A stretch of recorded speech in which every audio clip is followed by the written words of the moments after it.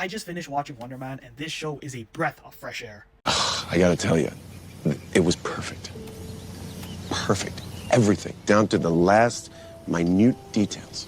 I made a video yesterday talking about like a quick recap on everything you needed to know, and in that video I did mention how they could possibly make Wonder Man a mutant in this show, and it looks like they might be indicating that Wonder Man may be a mutant. This show has a very different approach and unique take to the overall protagonist of the show, which is Simon Williams, who is portrayed in a phenomenal fashion by Yahya Abdul-Mateen. I believe they adapted this character very well. They changed a whole bunch of stuff from his backstory, but this show made the new changes of his overall character work. Ben Kingsley, you absolute legend. He portrayed Trevor Slattery like he always does. Phenomenal, fantastic, brilliant, magnificent. All the words can't even come out of my mouth, but you know exactly what I'm playing.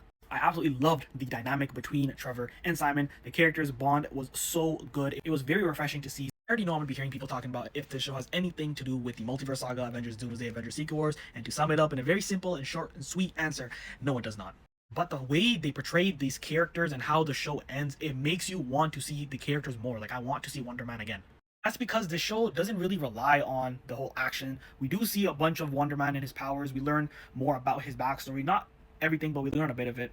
It's not really an action show. It's more so the behind the scenes within Hollywood, superhero fatigue. It's all meta commentary on things that all of us are actually talking about regarding the MCU, but in a different twist. The fact that the show is under the Marvel Spotlight banner, I think also makes this a plus one, because all the shows that we've seen, Kevin Feige has said that it's kind of required homework, right, for all the other movies. This doesn't seem like that. It doesn't feel that way. And of course, to all my Easter egg fans, you guys are gonna be very happy because there was a whole bunch of them in the show. Pretty sure they also referenced Cloak and Dagger. If you guys don't remember, that was a TV show a couple of years ago. I don't think they're referencing a TV show, but Cloak himself, referencing him when Doorman obviously was touching that weird looking thing on the ground. That was the Dark Force. Also seeing a lot of talk on why they even dropped the entire show all at once instead of them dropping it periodically every single week.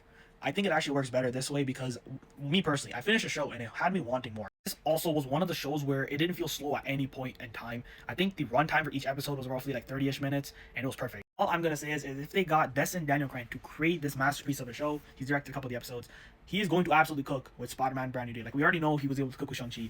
I'm so excited for that movie. The ending of the show gives us the indication that Wonder Man will return in some sort of fashion. It looks like he's still learning more of his abilities, and we're going to probably see it very soon. If you've watched the show, let me know what you guys think. If you haven't watched it, I promise you this is a completely different take. You won't want to miss it. It is actually a very enjoyable show. Give it a shot. And for my ready rating, because I always give ready ratings, this show gets a solid 9.1 out of 10. I think it is the perfect blend of seriousness within the Hollywood background scene. You've got the comedy, beautiful companionship between Trevor, Simon. I think everything works so well. It was a phenomenal show.